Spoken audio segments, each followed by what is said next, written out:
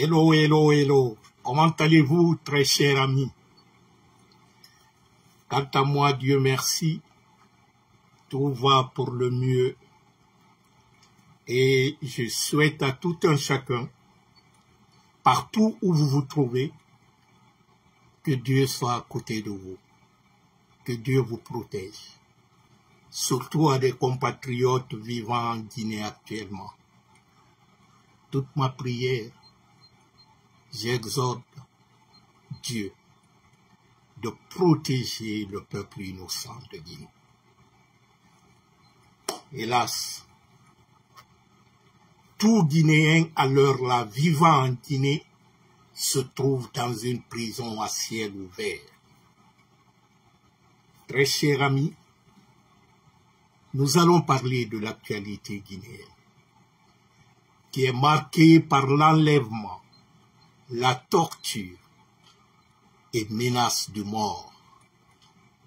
Combien de fois encore peut-on entendre sur l'ancien bâtonnier de l'ordre des avocats, à la personne de Mohamed Traoré, maître Mohamed Traoré.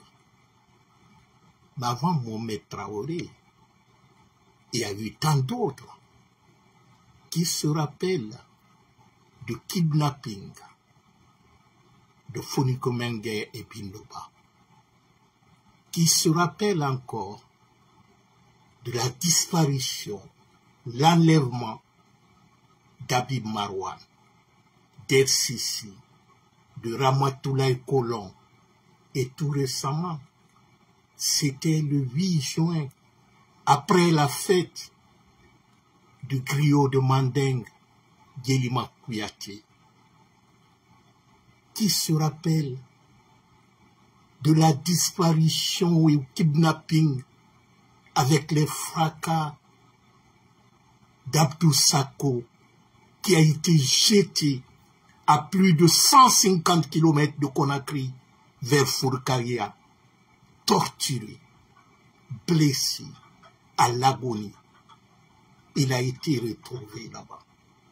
Qui d'entre nous a levé son petit doigt pour dire hello, stop?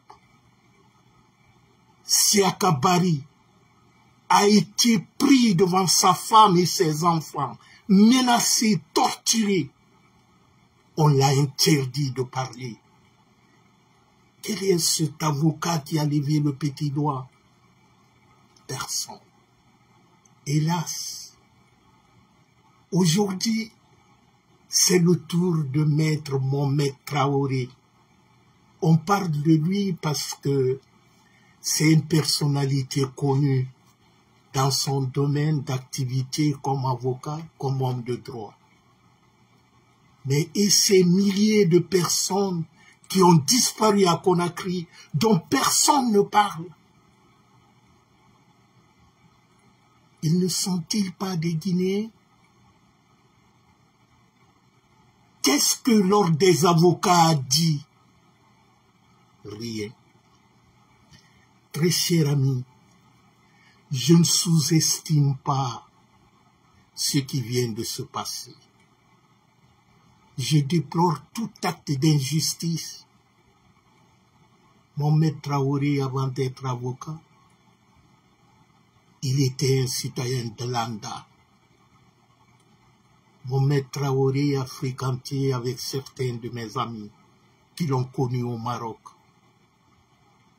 Certainement, un homme sage qui fait son métier comme un enseignant qui est à Port-Dakar ou à Bofa, qui fait son métier. Mais face à l'abus, on ne parle pas d'avocat ici, on parle de l'homme, le droit que tout homme né a le droit de vivre, a le droit d'être en sécurité dans son pays. Que tu sois avocat, médecin, chauffeur, mendiant, nous avons tous droit à cette protection. Le droit de l'homme est naturel et inné. On ne peut pas être sélectif dans la tyrannie. Je reviendrai un peu sur ce que les avocats ont prévu de faire. Il y a le conseil des avocats, conseil de l'ordre des avocats, qui convoque une assemblée générale extraordinaire, qui se tiendra, semble-t-il, le lundi 23 juin 2025 à 9 h, dans la grande salle où s'est déroulé le procès des événements du 28 septembre. Dans leur ordre de jour, je lisais quelque part, c'est l'examen de la situation née de l'enlèvement et les actes de torture sur le bâtonnier Mohamed Traoré. Je respecte leur corporation. Mais à leur place, j'aurais écrit l'ordre de jour, très simple, le respect de tous les Guinéens, le respect de droits de tous les Guinéens, parce que le cas de Mohamed Traoré n'est qu'un cas sur des centaines de cas qui sont passés devant nous tous. Je vous ai donné l'exemple d'Abdoul Sako. Est-ce que l'ordre des avocats a fait un communiqué? Non. Siaka Bari, même Faya Minimono nous a dit qu'il est menacé de mort. Combien de Guinéens aujourd'hui se sentent menacés? J'ai dit bien que tous les Guinéens se trouvent dans une prison à ciel ouvert aujourd'hui. C'est-à-dire, on a banalisé l'enlèvement, le kidnapping, l'assassinat, l'emprisonnement, l'injustice est banalisée en Guinée. Et ceux qui doivent nous défendre se taisent. Les Guinéens vivent dans la terreur, dans l'intimidation. Ils sont kidnappés, torturés, emprisonnés et voire même tués, sans que ceux qui sont censés nous défendre, ceux qui sont censés défendre le droit dans notre pays, ne disent mot. Très cher ami, je suis choqué. Je suis choqué de ce qui se passe en Guinée. Mais je suis choqué du silence complice de nos hommes de droit. Je suis choqué du silence et de l'indifférence de l'élite guinéenne. Vous savez, cher ami, que le silence et l'inaction face à l'injustice et de la haine peuvent avoir les conséquences catastrophiques dans un pays. C'est un rappel de puissant de la responsabilité individuelle et collective de chacun de nous. Nous devons nous dresser contre l'intolérance et la persécution du peuple de Guinée. Qui sommes-nous? On dit souvent, on peut fermer les yeux sur la réalité, mais on ne peut jamais nier les conséquences. Dire aujourd'hui en Guinée, ouais, tout va bien, le pays se développe, c'est sûr. Mais les conséquences sont là. Quand tu sors le matin de la maison, tant que tu ne rentres pas, ta femme, tes enfants sont inquiets. Tous les jours que Dieu fait, on ramasse un corps dans la ville de Conakry. L'insécurité est battante. La misère étouffe la population. Et personne n'en parle. Un avocat, c'est quelqu'un qui doit s'engager pour défendre l'état de droit dans un pays. C'est ça le métier d'un avocat. Cela signifie quoi? Cela signifie de te battre pour le respect de la Constitution et du droit dans ce pays, les lois du pays. L'avocat, l'homme de droit, doit veiller sur les actions du gouvernement. Il doit veiller sur les individus qui se conforment aux cadres légaux. La protection des droits humains, c'est le sacerdoce d'un avocat, d'un homme de droit. L'indifférence de la justice, l'indifférence de ces hommes en robe noire, aujourd'hui ça se retourne contre eux. Ils veulent nous faire croire que ce là qui se rappelle que nous sommes opprimés, que la loi est violée en Guinée, parce qu'il y a un d'eux qui est victime de cette injustice. La perquisition, l'enlèvement, le kidnapping, l'assassinat, ça n'a pas commencé par mon maître Traoré. Pour tout le respect et toute la compassion qu'on a pour sa famille. Mais mon maître Traoré n'est qu'un élément parmi des centaines de torts et d'injustices qui se passent en Guinée tous les jours. Les enfants de Claude Privy sont disparus depuis le mois de décembre 2024 pour la simple raison parce qu'ils sont liés à Claude Privy, parce que Claude Privy est leur père. Ils ne sont ni militaires, mais ils ont disparu. Aucun avocat n'a accepté ou n'a osé prendre leur dossier en main. Quand un avocat a peur de défendre le droit, c'est qu'il est complice de la torture et de la violation des droits dans son pays.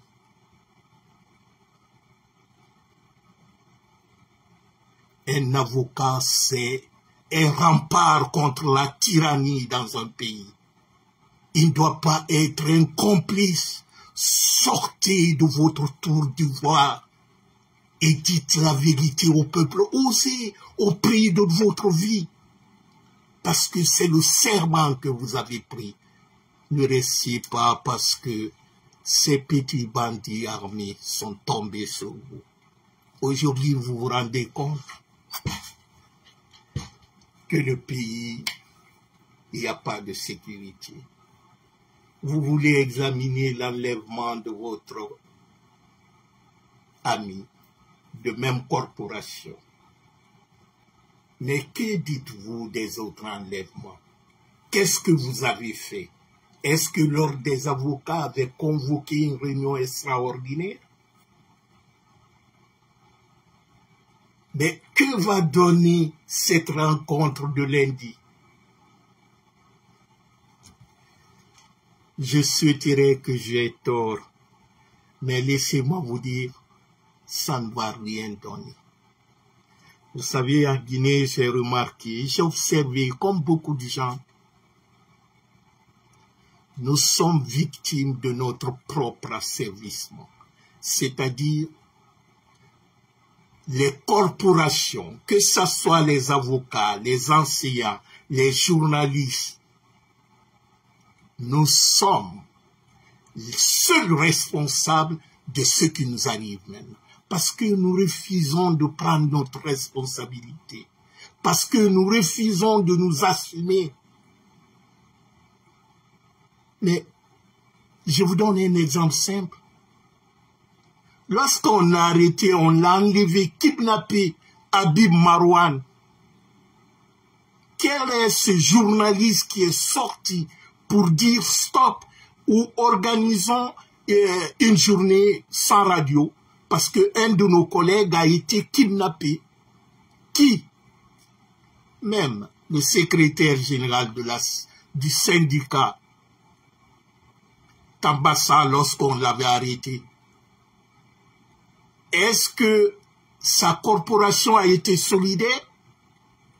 Est-ce qu'on a fermé les radios? Et pourtant, au temps d'Alpha Condé, pour un rien, on voyait les journalistes partout avec les plancards manifester ou faire une journée sans radio. Mais aujourd'hui, nous remarquons, les collègues même d'Habib Marouane, Monyouma, si c'est Monyouma ou Mokoroun, Lamine Monyouma, est-ce que c'est pas lui qui fait la campagne pour Mamadi aujourd'hui? Et c'est un collègue qui a partagé le même studio qu'Habib Marouane. Est-ce que c'est pas, je ne sais pas comment on l'appelle, Aboubacar Diallo qui fait partie d'une commission qui distribue un peu d'argent avec les communicants et l'autre Condé de Djouma là, c'est pas eux qui font. Et lorsqu'on a fermé ces radios-là, est-ce que vous avez vu la presse, même les propriétaires de ces radios, les Lamine Gracier et tout ça là, qui leur avait vu quelque part crier leur désarroi, manifester, et pourtant, ils le faisaient au temps d'Alpha Condé, mais pourquoi ils ne font plus? Donc, peut-on rire ou pleurer de leur sort? Non.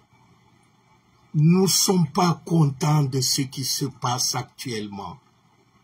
Quel que soit le débois ou ce que tel ou tel a fait avant, mais il faut que nous prenions conscience. Nous nous disons que ce qui se passe actuellement n'épargnera personne. Mamadi n'est pas venu pour la Guinée. Mamadi, c'est un tyranné. Mamadi écrasera tous les Guinéens, même ceux qui l'applaudissent à l'heure là. Mamadi est né dans la haine.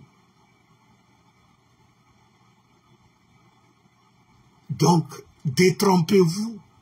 Pour ceux qui disent, nous savons que il y a beaucoup d'entre eux qui l'applaudissent, qui font les trucs. C'est parce que Mamadi représente pour eux une sorte de source de revenus.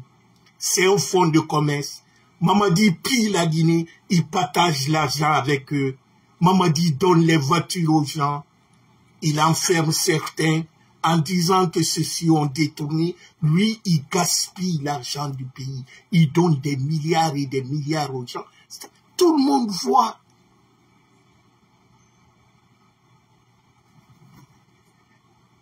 Je souhaite que la rencontre de l'ordre des avocats le lundi n'accouche pas d'une souris. Que ce ne soit pas comme ce que nous savons déjà. En tout cas, je serais surpris qu'il y aura une action concrète, qu'il y aura une action qui va marquer une fois pour toutes ce que le peuple guinéen vit depuis longtemps. Je lisais un peu l'histoire du nazisme et il y avait un juif qui vivait dans un quartier. Lorsqu'on est venu arrêter son voisin du quartier, il a dit, ah bon, lui c'est un communiste, donc c'est parce qu'il est communiste on est venu l'arrêter. Il n'a rien dit. Le lendemain, c'était un de ses collègues de travail, on l'a appelé, on dit, ah, on a arrêté un de tes collègues de travail là. Il dit parce qu'il a écrit un article qui n'a pas plu aux nazis. Il dit, ouais, lui il est trop critique, je l'ai dit d'arrêter, de ne pas critiquer ce régime-là, de se taire. Il dit qu'il n'a rien dit. Mais le jour qu'on est venu l'arrêter, il n'y avait personne. Parce que tous ceux qui pouvaient le défendre ont été tous arrêtés avant lui. L'image, ce que je veux dire, c'est l'indifférence collective du peuple de Guinée et surtout de l'élite guinéenne. En Guinée, tant que le problème n'est pas devant ta porte, ça ne touche pas un de tes parents ou un de tes collègues ou tout ça là, pour toi, ce n'est rien, Anaotagi. C'est lorsque ça touche quelqu'un de ta famille que tu te rends compte, tu dis, l'affaire là, ça n'épargne personne. Je vous dis, Mamadi n'épargnera aucun Guinéen. Mais regardez notre pays, comment la Guinée est aujourd'hui. Si vous savez ce qui se passe en Guinée, aujourd'hui, vous allez mettre votre main sur la tête. Parce que le pays est en destruction avancée. Au-delà de l'aspect humain qui est plus important, Mamadi est en train de détruire les générations et des générations de Guinée. Imaginez-vous. Donc, à l'hôpital Donka, Alpha Condé a réhabilité l'hôpital Donka pour 75 millions de dollars. Et récemment, Idi Amin et Mamadi, ils ont fait un prêt de 84 millions de dollars, soi-disant pour construire un hôpital militaire. Qui va payer l'argent là? C'est vous, c'est moi, c'est nos enfants. 84 millions de dollars pour un effectif de militaires qui ne dépasse même pas 17 000 éléments. Et les 15 millions de Guinéens, vous savez, le développement, ça se conçoit. Le développement, ça ne tombe pas du ciel. Il faut imaginer.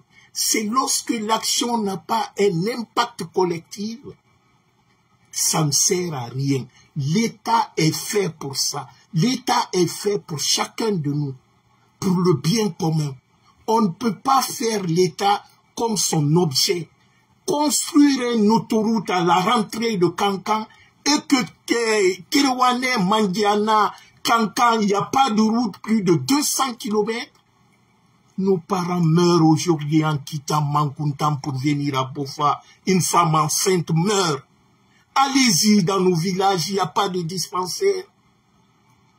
Mais prendre pour faire les projets de prestige, le populisme ne construit pas un pays. Le développement, ce n'est pas du populisme. Il se conçoit, il se planifie. Et l'homme est le facteur le plus important du développement parce que le développement est fait pour l'homme et pour le bénéfice de ce même. Mais tu ne peux pas construire une route et que tu construis cette route pour quelqu'un qui n'a pas à manger. La misère, l'insécurité, c'est les bases du développement dans un pays. On ne peut pas construire les châteaux, les immeubles dans un pays où il y a la misère et l'insécurité totale. Ce n'est pas du développement, c'est l'embellissement. Chers compatriotes, je suis autant énervé, fâché, mais résilient. Je me dis que le tout n'est pas perdu. Quand les avocats se mobilisent pour défendre l'état de droit dans un pays, leur action est cruciale. Nous souhaiterons et nous aimerons que ces avocats seront désormais les garants du principe de la justice dans notre pays, de l'équité, du respect de la loi et des droits des hommes. Pas seulement pour Mohamed Traoré, mais pour tous les disparus. La liste est longue. Il y a d'ailleurs plus d'anonymes qu'on ne connaît pas. Parce que en défendant les valeurs sacrées de l'être humain, de la vie en sécurité dans un pays, ces avocats créent ce qu'on appelle le rempart nécessaire pour stopper cette dynamique, parce qu'ils sont les gardiens de la loi et de la justice qui nous protègent.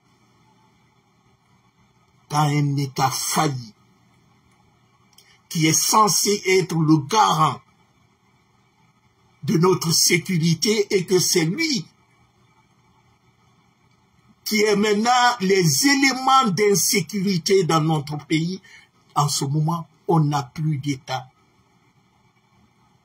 Le peuple de Guinée, on est abandonné, il n'y a pas d'État. On vit dans un pays où il existe une anarchie totale.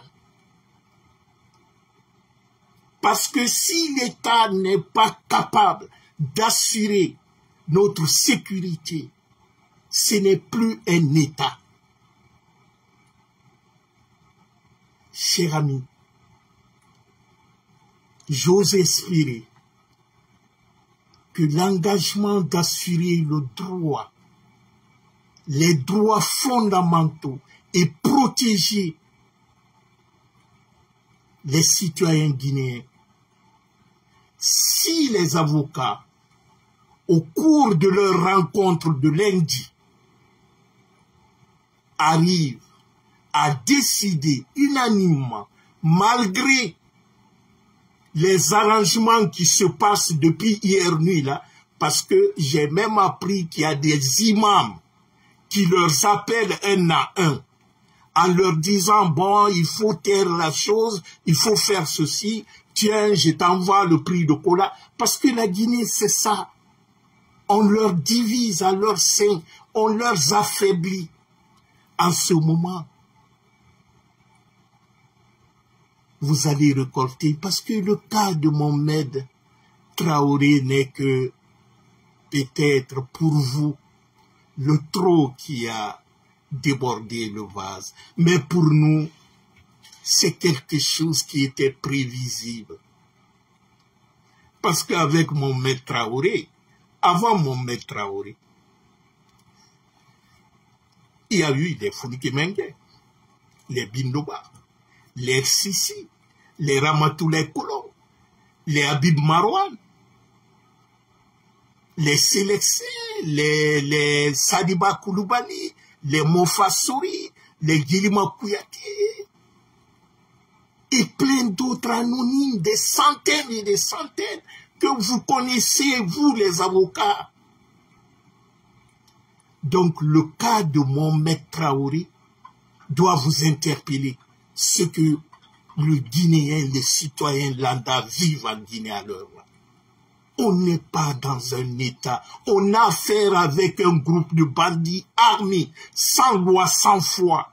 C'est cela que vous devrez oser le dire.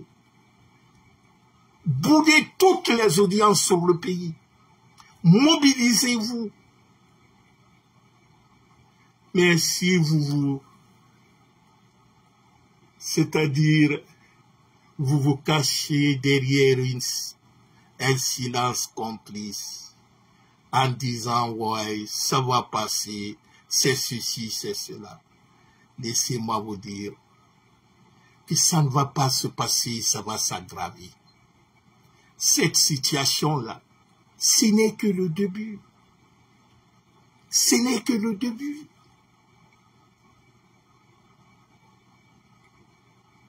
Donc tout Guinéen conscient doit se mobiliser. Tout Guinéen conscient doit se dire qu'on est arrivé à un moment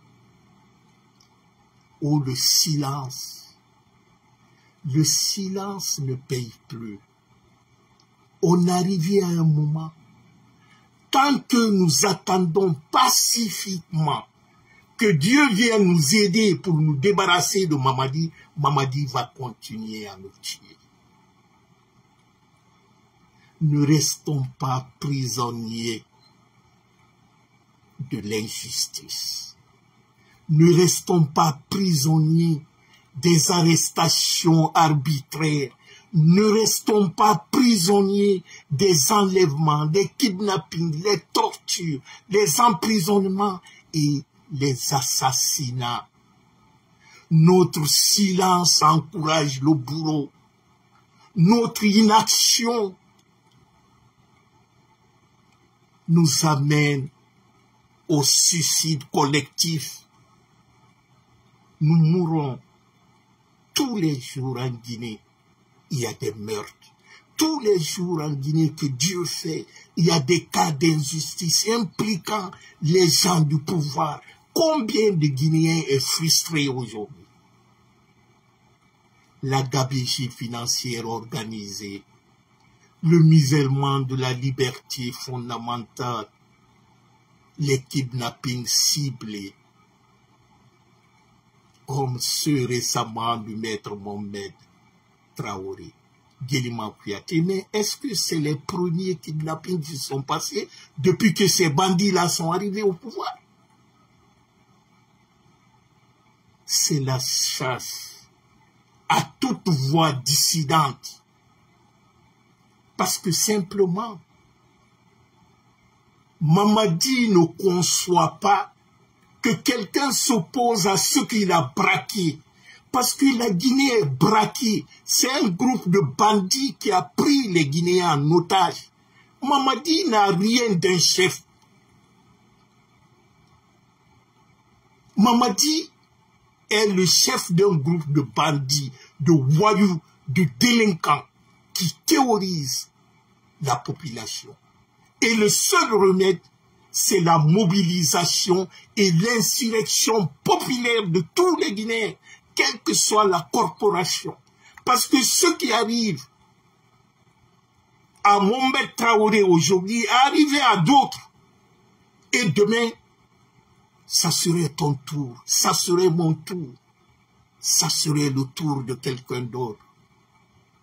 Et surtout, jusqu'à quand le peuple de Guinée restera-t-il silencieux face à cette dérive inhumaine?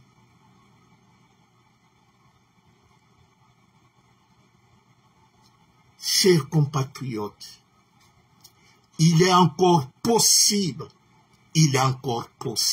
pour nous. Ne désespérons pas. Il est encore possible pour nous de mettre fin à cette situation. Ma condition, qu'on s'assure que nous prenons notre responsabilité parce que cela ne peut plus perdurer. Aujourd'hui, le monde est divisé. Certains parlent de troisième guerre mondiale, d'autres parlent de ceci. Regardez ce qui se passe à l'Ukraine. On n'en parle plus d'ailleurs. On parle aujourd'hui des missiles de l'Iran sur l'Israël. On parle de tel ou tel. Mais on ne parle pas de la Guinée. La Guinée n'existe pas pour eux. Et quelque part, on leur donne raison. C'est pas leur problème. Si nous-mêmes, on s'intéresse pas à nos propres problèmes, on ne veut pas prendre nos responsabilités, pourquoi accuser les autres? Eux, ils ont leurs problèmes. Nous, on a notre problème.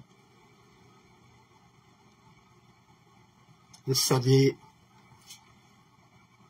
nous avons encore le choix. Le choix de dire non, définitivement. Se mobiliser de Kassa à Yomou, faire une insurrection populaire pour dire ça suffit. On ne veut plus de Mamadi. Ça, c'est le premier choix et c'est le choix digne. Le deuxième choix, c'est de continuer de subir dans le silence. On se regroupe. Aujourd'hui, c'est Mohamed Traoré. Demain, ça serait Moustapha Kamara. Après-demain, c'est Abdoulaye Diallo. Le surlendemain, c'est tel ou tel. On reste silencieux. Soit nous nous levons comme un seul homme pour construire ensemble notre nouvelle Guinée.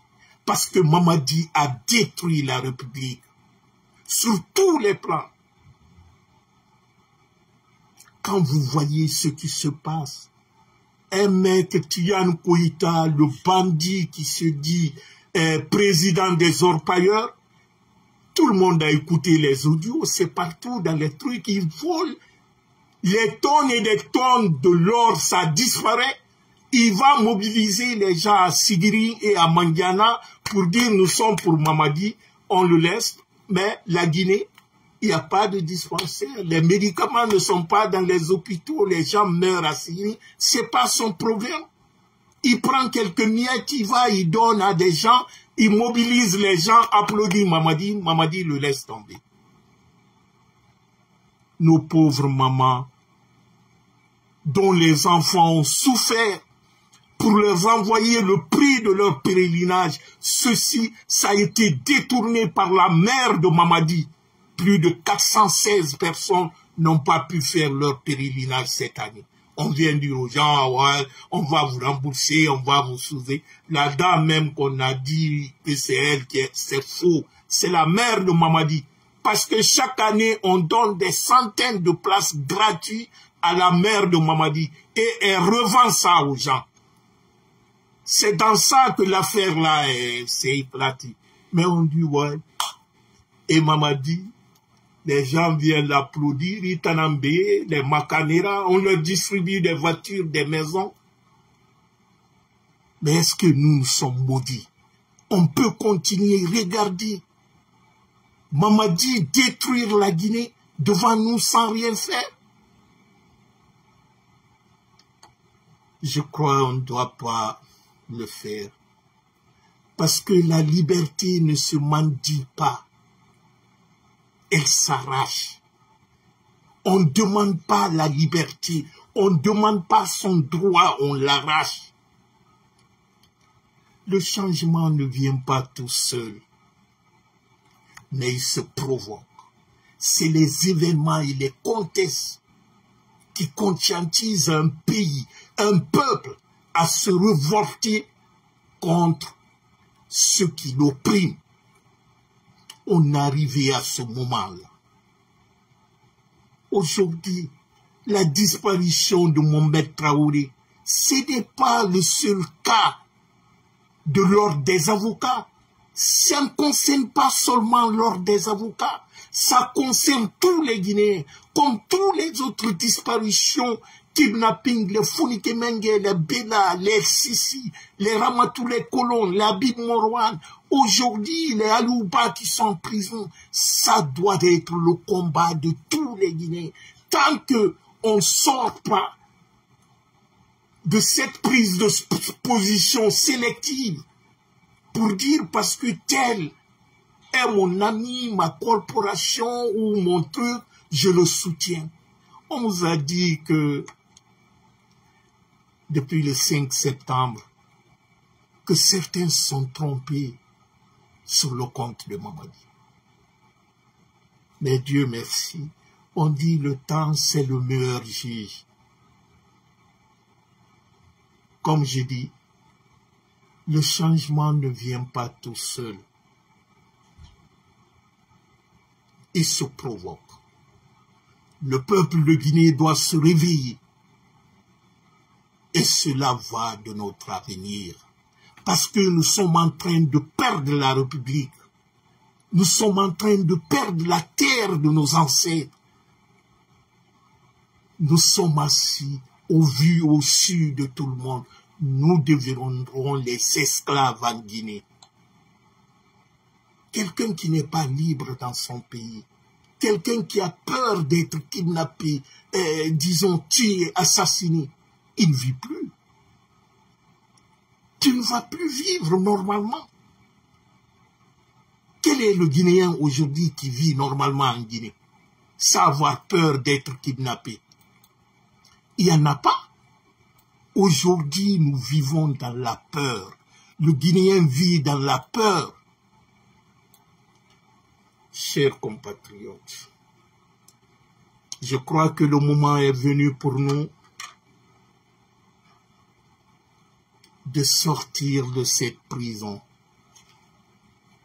Et cette prison s'appelle la peur. Parce que la peur, c'est la plus grande prison pour un homme. Avec la peur, tu perds toute capacité d'agir. Tu perds même la capacité de réfléchir. Et un homme qui ne peut pas réfléchir, ne pourra pas agir intelligemment. À nous seuls, de s'asseoir pour un instant, de dire qu'est-ce que je peux faire pour mon pays dans une situation aussi catastrophique. Peut-on laisser ce beau pays, ce territoire sacré, détruit par un groupe de bandits à la tête de laquelle se trouve un Maboul comme Mamadi?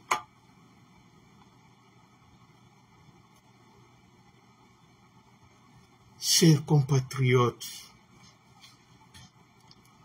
cette question, chacun de nous doit se poser cette question. Parce que vivre sans avoir un idéal de vie, c'est de survivre, attendre la mort. On ne se bat pas pour une personne, on se bat pour nous-mêmes et on se bat pour cet héritage sacré qui s'appelle la Guinée. Parce que notre combat aujourd'hui, c'est pour récupérer la République que Mamadi est venu dépouiller. Quand on parle aujourd'hui de la Guinée à l'étranger, mais tu as honte. Tu as honte. Peut-on continuer à regarder comme ça, comme si rien n'était, comme certains disent, ah non, dis donc, tais-toi, il faut profiter et tout. Mais si nous tous nous profitons, qu'est-ce qui va arriver notre sort? C'est-à-dire, il y a ce côté égoïste. Mais derrière cet égoïsme, il y a aussi l'ignorance. Parce que ce qui est clair, on ne peut jamais bien profiter de quelque chose lorsque la majorité autour de toi n'en profite pas. Parce que tu deviens, disons, mais remarquez aujourd'hui, les riches sont devenus pauvres aussi. Hein, parce qu'aujourd'hui, les plus qui se sentent en insécurité en Guinée, c'est les riches. Ou ceux qui ont un peu là. Parce que le vol, le délinquant, c'est-à-dire c'est l'État même qui organise. C'est les bandits qui organisent. Mais un voyou, Mamadi, c'est un bandit. Donc, les autres prennent l'exemple sur lui. Donc, chers amis, il faut que nous revenons à l'essentiel. Parce que ce qui est clair, quoi qu'on dise, quoi qu'on fait, je disais ça au début. Vous savez, on peut cacher la réalité, on peut mentir sur la réalité, dire ah, le pays va bien, tout se passe bien, le pays se développe, et il y a ceci, on construit cela. On peut mentir sur les réalités, on peut dire, d'accord. Mais les conséquences de la réalité, on ne peut pas mentir. Qui peut dire que Mohamed Traoré n'a pas été enlevé? Si tout allait bien en Guinée, pourquoi lui n'est pas? Qui peut dire que Fonke Mangué n'a pas été enlevé? Que Biloba, Kabir Marwan, Kel Sisi, que Ramatoulaye Kolom? Ou qui peut dire que les Kassori sont en prison par injustice? Ça, c'est les conséquences de la réalité. La réalité, c'est les faits qui sont là. Qui peut nier aujourd'hui qu'on a un problème de liquidité à la Banque centrale? Qui peut dire aujourd'hui que la misère, les prix des denrées alimentaires est cher en Guinée? Non. Ça ne sert à rien de dire que tout va bien, or que la vie, ce que les gens vivent tous les jours, dit le contraire. Donc on peut mentir sur la vérité, sur la réalité de quelque chose, mais on ne peut pas mentir sur les conséquences de cette chose. C'est les conséquences que les Guinéens vivent aujourd'hui. C'est-à-dire cette mauvaise gestion, cette destruction programmée du pays. On peut dire les slogans Simandou 2040, Simandou 2040, allez-y aujourd'hui à Damaro, à Kérouané là-bas. Les gens n'ont pas d'eau à boire. Tout leur cours d'eau. La rivière mystique sur le fleuve Bembeya là-bas est polluée. Les gens, quand tu vois l'eau qui retiennent là-bas, c'est rouge comme l'huile rouge. On a tous vu, il y a des vidéos. Il n'y a pas un jour sur nos routes qui sont mal faites. Il y a des accidents, des centaines de personnes qui meurent. Allez-y aujourd'hui, les routes que Mamadi est en train de faire à Conakry. Une ou deux pluies seulement. Allez-y voir ces routes-là aujourd'hui. Le développement, c'est pas du bling-bling. C'est pas l'éléphant blanc dans un désert. Le développement, c'est un processus qui est construit. Et c'est pas un processus statique. Le développement évolutif, c'est les petites actions qui sont, disons, on réunit, c'est l'ensemble des petites actions qu'on réunit et qui sont pérennisées dans le temps qu'on appelle développement. Le développement, c'est le changement d'un état précaire, des difficultés au progrès. Et ce progrès-là est fait pour l'homme. Si l'homme qui est l'acteur et le bénéficiaire du développement vit dans la misère, on ne peut pas parler du développement dans ce cas. On peut peut-être parler de la modernité ou du divertissement, mais ce n'est pas le développement. Chers compatriotes, réveillons-nous. La solution, ce n'est pas ailleurs. C'est à chacun de nous, à sa petite échelle, chacun de nous peut faire quelque chose. Il ne reste que expliquer, dire la vérité à nos parents, à nos frères, à nos amis, voir comment le pays se voit. Ce n'est pas parce que toi, tu en profites aujourd'hui, ou ton cousin, ton frère, ou c'est à un poste de responsabilité, mais c'est éphémère.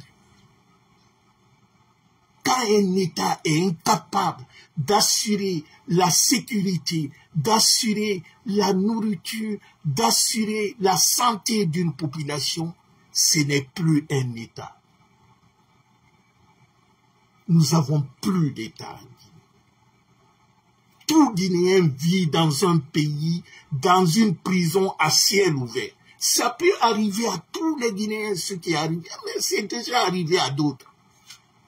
Donc ce n'est ni la première ni la dernière fois. Il faut attendre tant. Lorsque nous tous, Mamadi arrivera à nous éliminer, nous tous, qu'il faut agir. Non. Je crois que c'est maintenant qu'on doit agir. Mais notre action individuelle ne va rien donner face à cette machine de guerre. Parce que les bandits sont venus s'accaparer à la puissance publique, l'armement. Voyez-vous des milliards qui investissent dans l'armement? Aujourd'hui, la Guinée est le premier exportateur de la bauxite au monde. 140 millions de tonnes. Ça doit rapporter à la Guinée, au bas mot, 8 milliards. Parce que 140 millions de tonnes, une tonne actuellement coûte à 108 $ sur le marché mondial. Vous multipliez 108 $ sur le marché mondial sur les 140 millions. Ça donne à peu près par an 18 milliards. Imaginez-vous, l'argent là va où? Au temps d'Alpha Condé, les recettes, tous les Guinéens ont vu ça, les recettes minières étaient publiées. Depuis que Mamadi est venu, aucun Guinéen ne connaît ce qu'on gagne sur les mines. Au temps d'Alpha Condé, il a créé l'ANAFIG. L'ANAFIG, c'est l'Agence nationale pour le financement des collectivités. 15% de nos recettes minières étaient versées dans ça. Allez-y dans toutes les préfectures en Guinée, sous-préfectures. Allez-y si vous ne verrez pas des écoles, des dispensaires, les marchés, les routes, même les bassins piscicoles que en Afrique construisait ça partout. C'était visible. Mamadi est venu, il a arrêté tout ça. En quoi nos minéraux là nous rapportent avec Mamadi? Acheter les armes pour venir nous tuer. La Guinée n'est pas en guerre. On n'est pas comme le Mali, ou le Burkina, ou le Niger. Dieu merci. Mais à cette allure-là, on est en train d'aller dans ça.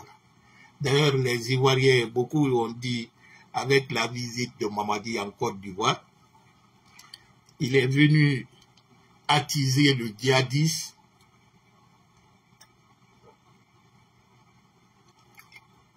Tout le monde sait que Mamadi, c'est, disons, c'est un légionnaire français. Mamadi est français. Mais je vais vous dire quelque chose. Savez-vous, en 2011, Mamadi a participé aux groupes qui ont enlevé Gbagbo au pouvoir pour mettre Alassane Ouattara. En 2011. Mamadi faisait partie des commandos que Sarkozy a envoyés en Côte d'Ivoire pour venir déloger Gbagbo à la résidence présidence là-bas. Mamadi faisait partie du groupe. Donc, si vous voyez que Ouattara le reçoit, mais vous savez, moi, je fais un peu attention. Vous savez, en politique, il y a le non-dit. Ce qu'on dit à huis clos et ce qu'on dit à face caméra devant les journalistes, souvent, c'est pas les mêmes versions. Il y a quelque chose que j'ai remarqué. Je crois qu'il y a beaucoup de gens qui ont remarqué là. Mamadi est parti en Côte d'Ivoire, mais vous savez qu'il a été accueilli à l'aéroport par le vice-président Timoko Kone, le vice-président qu'il a reçu. En principe, pour une visite d'État d'un chef d'État en Côte d'Ivoire, l'accueil est fait par Ouattara, le chef d'État. C'est-à-dire un chef... Alpha Condé, toutes ses visites en Côte d'Ivoire, c'est Ouattara qui venait à l'aéroport. Diomaye Faye, lorsqu'il est venu en Côte d'Ivoire récemment, c'est Ouattara qui était à l'aéroport pour le recevoir. Vous savez, il y a des codes diplomatiques. C'est ces langages diplomatiques qui veulent dire beaucoup de choses. Quand tu es reçu par un subalterne, c'est-à-dire par quelqu'un d'autre, tu te considères, c'est que celui qui te reçoit, il ne te considère pas comme son homologue.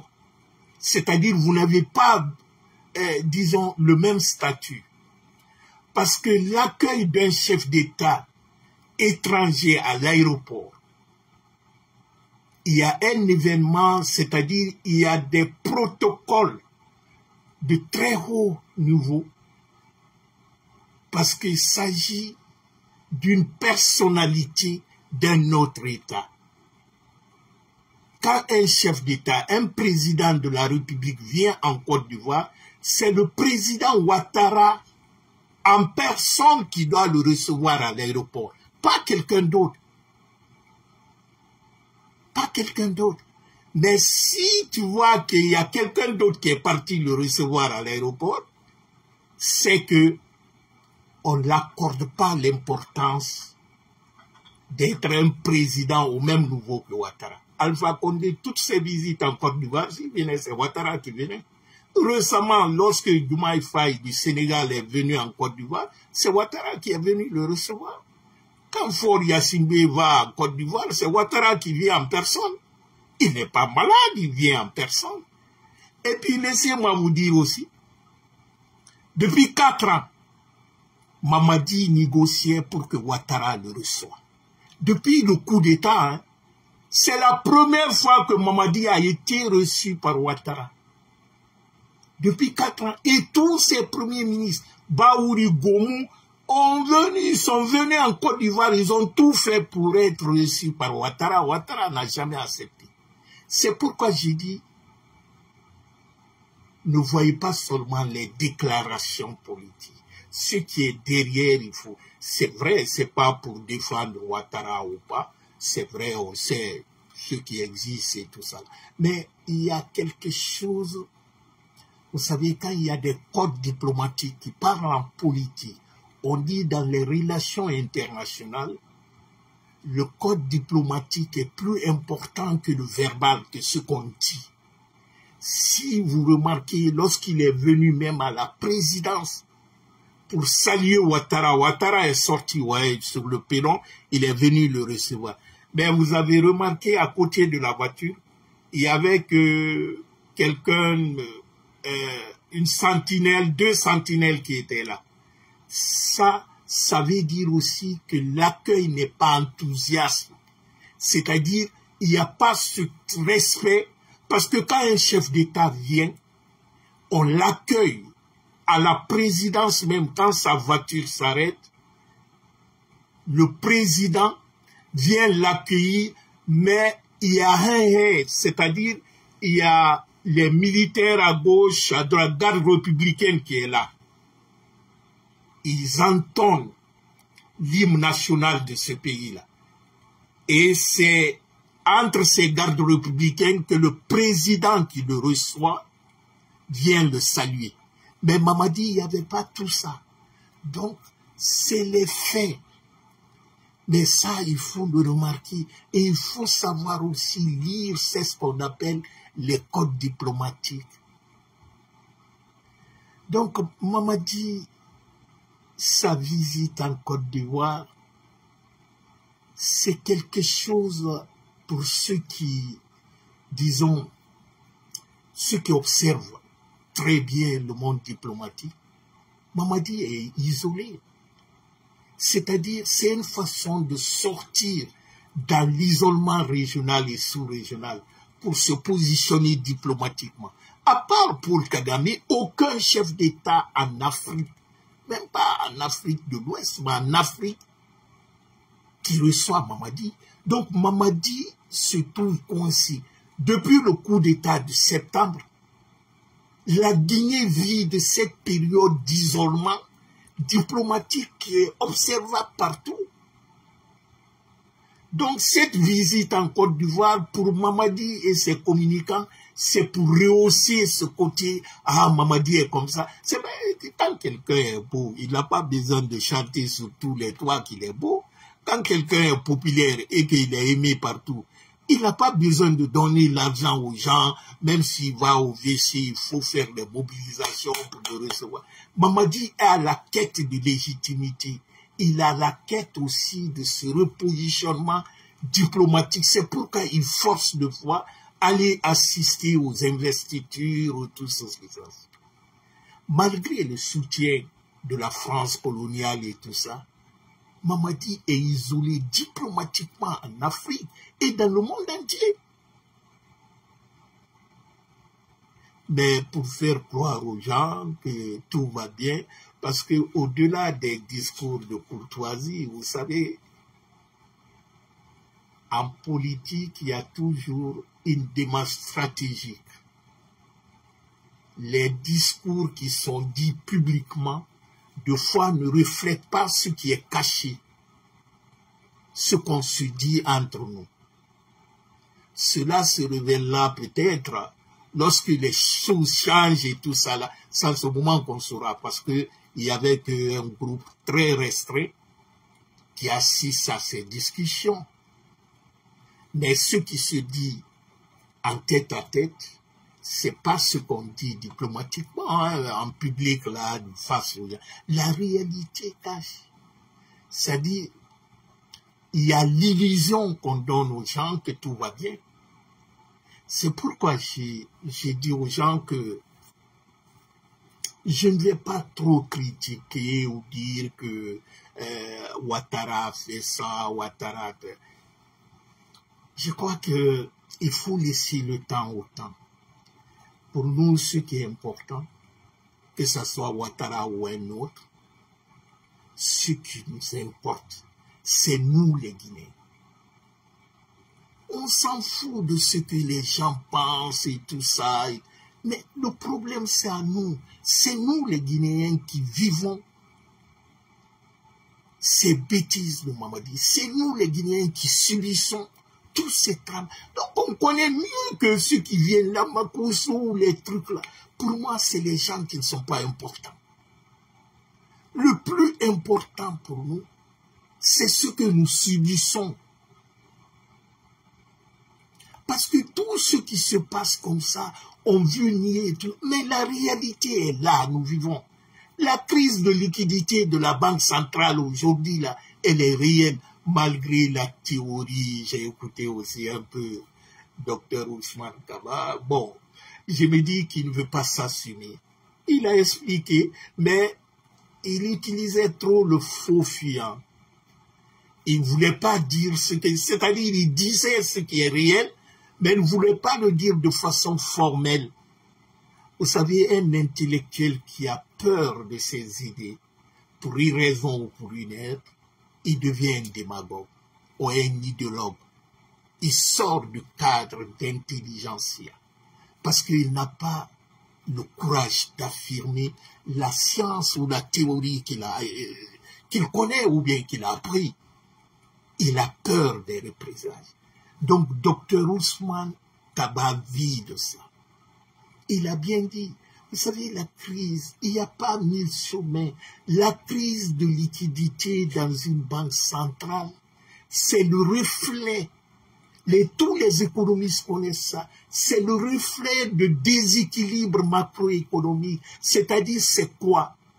C'est lorsque nous dépensons plus ce que nous gagnons, ce que nous recevons. Donc, c'est comme ton budget personnel. Tu as 1000 francs.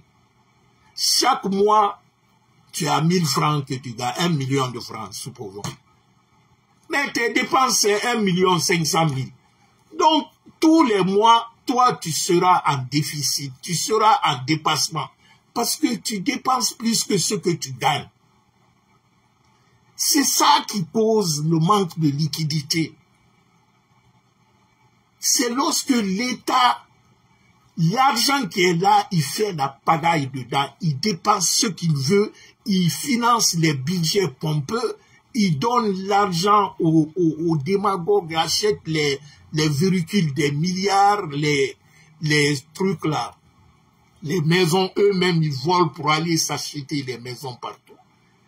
En ce moment, l'argent là, tu sais, quand tu prends l'argent, ça finit. Et il y a une loi parce que les institutions financières internationales, Banque mondiale, quand tu travailles avec eux, vous vous mettez d'accord. Ils disent tu ne vas pas fabriquer ton argent, malgré c'est ton argent, mais tu ne vas pas le fabriquer n'importe comment. Sinon, l'argent là, le billet là, qu'est-ce qui fait la valeur de l'argent? La valeur de la monnaie dans un pays, c'est la production interne, la production des biens et des services du pays, qu'on appelle croissance économique, qui définit la valeur de la monnaie. Sinon, ce n'est qu'un papier. On dit la monnaie, c'est la marchandise des marchandises, c'est-à-dire c'est la marchandise qui nous permet d'acheter une autre marchandise. Et qu'est-ce qui garantit cette marchandise? C'est les lingots d'or. Malgré maintenant, il y a cette spéculation avec les monnaies numériques. Sinon, la réserve, c'est pourquoi dans toutes les banques sérieuses en tout cas, il y a ce qu'on appelle les réserves pour 6 mois en taxe. Mamadi en venant, il a trouvé à la Banque centrale plus de 2 milliards de dollars que Alpha avait laissé comme garantie réserve à la Banque centrale pour 6 mois en cas de crise. Mais ils ont tout gaspillé, ils ont acheté. Mais les villas, Mamadi a acheté la moitié de Kipé. Allez-y au Rwanda, l'aéroport de Rwanda, c'est un quartier que sa femme est en train de construire. Mais en Côte d'Ivoire ou en France ailleurs, à part Mamadi, il est en Mara. Donc ils ont bousillé tout. Ça fait qu'il n'y a plus de liquidité. Parce que quand tu dépenses à la pagaille, là, non seulement tu prends ce que le port, la recette du port, là, l'unicité des caisses qu'ils ont trouvées, ça a disparu. Mais vous avez tous, le directeur général du port, il est en prison. Celui de l'impôt était en prison, je ne sais pas. Tous ces détournements à ciel ouvert, l'or qui disparaît et tout ça. Donc ce manque de liquidité, c'est les conséquences de la mauvaise gestion dans le pays. Parce que quand il y a une dépendance exagérée sur les recettes, nos recettes minières ne rentrent plus. Mamadi achète les armes là avec les marchands d'armes russes là. C'est-à-dire, on investit dans les trucs qui n'apportent pas à la population. S'ils dépensent les milliards pour aller construire l'autoroute de 12 km pour Kankan, est-ce que ça va rapporter quoi aux Guinéens? Peut-être ceux qui vont à Kankan, mais les Kankanais n'ont pas besoin de... Les Kankanais préfèrent avoir un hôpital là-bas, à Kankan là-bas, un hôpital moderne, que d'avoir une autoroute à la rentrée. Donc c'est ça la réalité. Mais Ousmane Kaba, bon, il se cache, ouais, parce qu'il y a des dépenses, il dit, c'est pas la première. Mais autant d'Alpha Condé, pendant les 10 ans, qui a entendu parler de crise de liquidité?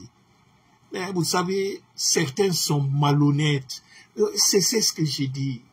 Bon, je ne vais pas tenir un mot, mais Ousmane Kaba a peur de ses opinions. Parce qu'il se sent harcelé. Il se dit, quand il dit la vérité, on va tomber pour lui. Sinon, il a expliqué ce qu'il a dit, c'est vrai, mais dans un langage maquillé. Il maquille la vérité. Il le dit de façon subtile pour ne pas choquer. C'est ça. Donc, ce qui nous arrive aujourd'hui, c'est les conséquences de la pagaille, de la corruption et la mauvaise gestion qui est au pays. Aujourd'hui, les banques primaires là qui déposaient à la banque centrale leur argent, ça disparaît. Et un client qui vient déposer l'argent à la banque, s'il vient retirer, tu le poses le problème, prochainement il ne viendra pas déposer à la banque. Donc actuellement, la bancarisation qui avait commencé en Guinée au temps d'Alpha, les gens avaient confiance maintenant à nos banques qui venaient déposer. Mamadi a tué cette confiance. Parce que la confiance, c'est quelque chose qui se construit avec le temps. Ce n'est pas là ton discours, les slogans, non, c'est les faits. Mamadi est venu casser ça. Aujourd'hui, les gens déposent leur argent, ils ne peuvent pas toucher. Donc, ça affecte la confiance des investisseurs. Ils n'ont plus confiance en toi. Parce qu'ils savent quand ils déposent leur argent, ils peuvent pas, ils veulent l'avoir, mais ils ne peuvent pas avoir accès. Donc ça pose problème. Vous savez, notre pays est mal géré. Mais il est très difficile. C'est ce que je disais à un ami. Vous savez, avant de débattre avec quelqu'un, pose-toi d'abord la question. Si la personne avec qui tu veux débattre, échanger, est mentalement assez mûr pour comprendre le concept d'un point de vue différent. Parce que si ce n'est pas le cas, le gars ne veut pas te comprendre, il dit, moi tout va bien en Guinée, tu lui dis, mais si tout va bien en Guinée, d'accord, pourquoi il y a ça? Pourquoi les gens sont enlevés aujourd'hui? Avant, ils n'étaient pas enlevés lorsque tout ne allait pas bien. C'est-à-dire au temps d'Alpha Condé, tout n'allait pas bien. Mais les gens ne disparaissaient pas comme ça chez eux. Si tout va bien en Guinée, au temps d'Alpha Condé où tout n'allait pas bien, il n'y avait pas ce problème de liquidité à la Banque centrale. Si tout va bien aujourd'hui en Guinée, au temps d'Alpha Condé, le prix de sac de riz, c'était 240 000. Aujourd'hui, c'est 360 jusqu'à 400 000. Tout va bien. Si tout va bien, pourquoi les difficultés, les Guinéens aujourd'hui vivent dans la misère et que c'est un petit groupe de démagogues qui applaudit Ntanambé, tout ça là, et que la majorité des Guinéens vivent dans les trucs. Donc, si quelqu'un n'est pas capable de voir la réalité, c'est-à-dire au-delà du slogan et la démagogie, de voir réellement ce qui se passe, c'est-à-dire avec les exemples très simples que lui-même il vit, il refuse de... Mais il faut le laisser. Parce que débattre avec une telle personne, c'est perdre du temps, gaspiller inutilement ton énergie. Ça ne vaut pas la peine. Vous savez, quelqu'un qui refuse de comprendre, ne cherche pas à l'expliquer, parce que tout ce que tu vas lui dire, il dit qu'il s'en fout, il s'enferme dans son illusion, parce que c'est ça en Guinée. Il y a des gens qui s'enferment dans l'obscurantisme, c'est-à-dire c'est le refus volontaire de comprendre la réalité, même s'ils le voient. Mais pour eux, ils vivent dans une illusion qui leur donne peut-être un confort éphémère,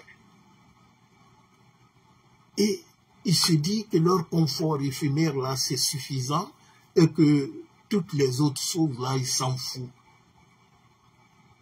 C'est ça l'égoïsme. Parce que quand quelqu'un a, disons, cette prétention de toute foi,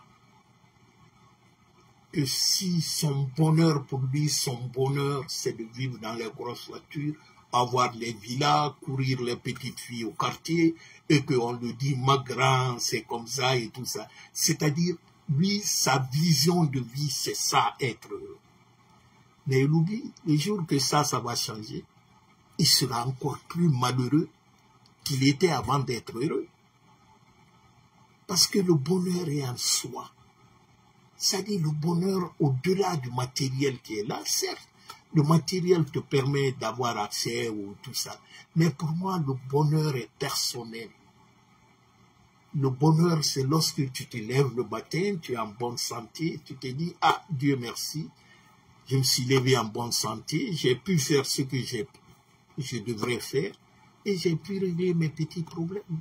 Même si certains problèmes, tu arrives à voir la difficulté, mais tu as la soif de vivre heureux avec ton petit moyen que tu as. C'est ça, être heureux. Mais bon, essayer de raisonner quelqu'un qui refuse de voir au-delà de sa croyance, c'est une peine perdue. Très cher ami, comme je disais au départ,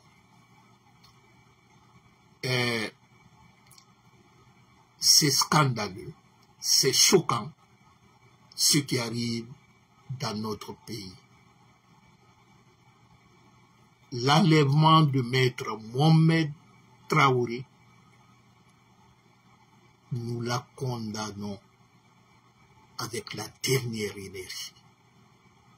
Mais au-delà de Mohamed Traoré, nous condamnons tous les enlèvements, les kidnappings, que ce soit Foniki Mengue, Bin Loupa, Abid Marouane, El Sisi, Ramatoulaye Colomb, Abdou Sako, Siaka Bari, plein d'autres anonymes qu'on ne va pas continuer de citer ici. Nous partageons la peine de toutes ces familles et toutes ces personnes. Quant à des avocats qui se mobilisent pour défendre le droit, l'état de droit dans notre pays, au-delà du Mohamed Traoré, leur action est cruciale à l'heure là. Ils sont des gardiens des principes de justice dans un pays. Au-delà des personnes, ils doivent aider à établir l'équité.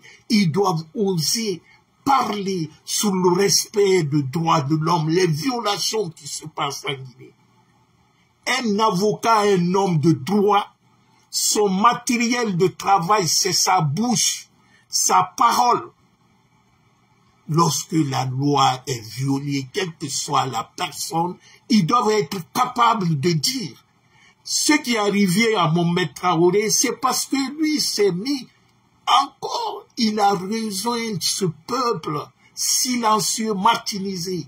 Mohamed Traoré écrit des articles, je lis beaucoup de ces articles dessus. Donc, pour aider Mohamed Traoré, défendre la cause de Mohamed Traoré, vous les avocats qui me regardez, vous les hommes de droit qui me regardez aussi, osez parler, sortez de votre zone de confort, parce que celui qui ne dit rien, cautionne, est complice de l'injustice, et vous êtes les hommes de droit. Un avocat, c'est un métier libéral. Tu n'es pas nommé par Paul ou par Pierre. Je peux comprendre un peu procureur de la République qui est nommé et dit devoir de réserve. Mais vous, les avocats, vous n'avez pas besoin de devoir de réserve. Excusez-moi. Vous pouvez parler. C'est mon DG qui était. Vous pouvez parler, vous les avocats.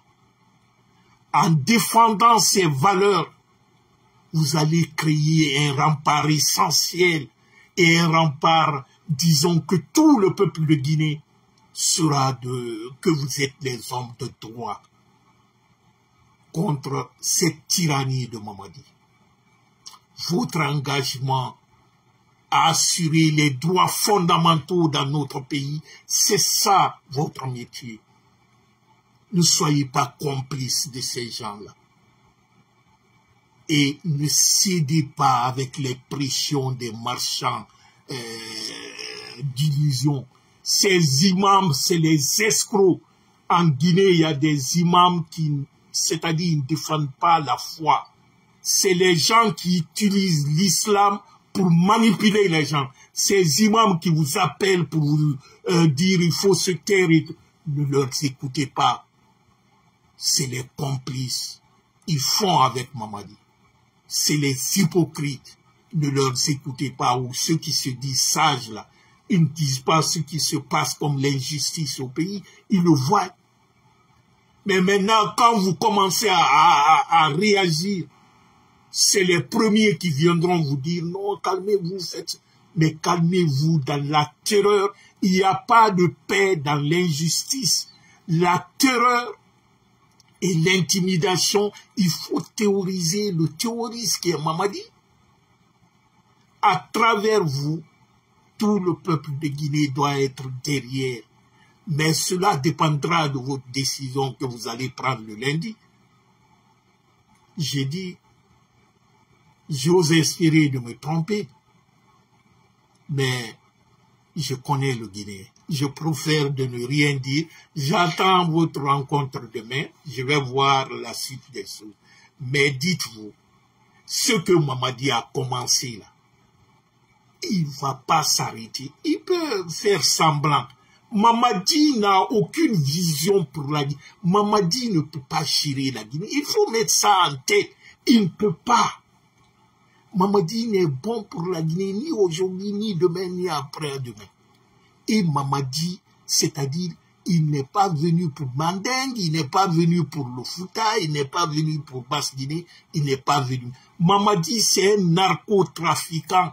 C'est un groupe de narcos qui ont mis Mamadi. Mamadi a braqué la Guinée. Et ces multinationales françaises profitent de sa naïveté pour piller la Guinée. C'est ça, Mamadi. C'est le plus grand escroc arnaqueur du XXIe siècle. C'est-à-dire, c'est le mal que la Guinée n'a jamais eu dans l'évolution de son histoire depuis 67 ans d'indépendance. Si vous savez ce que Mamadi est en train de détruire en Guinée, mais le jour que Mamadi quittera, beaucoup de Guinéens vont pleurer, vont mettre ce bonhomme-là, ce qu'il est en train de faire de notre pays. Vous n'allez pas croire. Très cher ami, je vous dis merci. Je vous dis merci tout en vous disant que la banalisation de l'enlèvement, des kidnappings et des assassinats en Guinée doit nous choquer. Parce qu'on est arrivé à un moment que la vie du Guinéen ne vaut rien.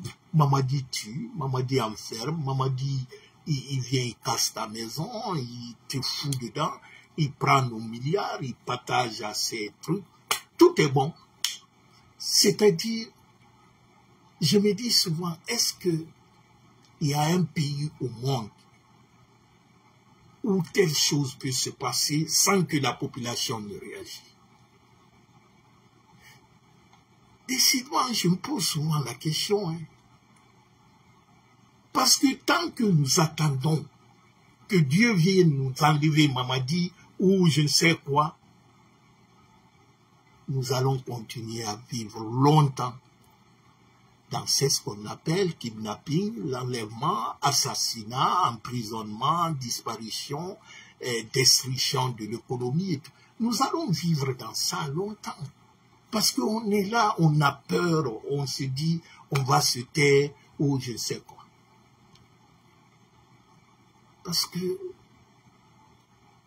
le silence ne résout pas un problème.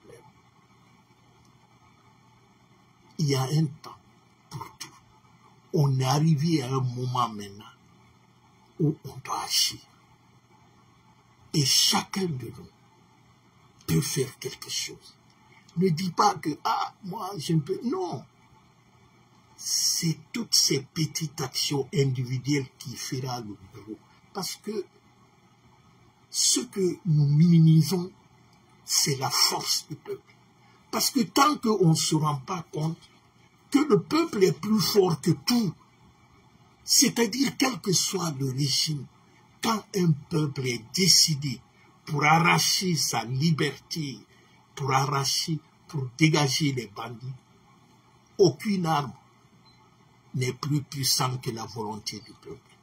Mais il faut que ce peuple se rende compte.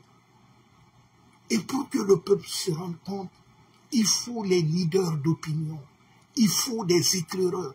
Donc Mamadi, son vrai problème, tout ce qui peut parler, conscientiser ce peuple, il faut leur éliminer, il faut leur faire taire. C'est à nous de refuser cela. Donc, chers amis, je vous souhaite de passer un bon dimanche et que Dieu vous bénisse. Prenez soin de vous.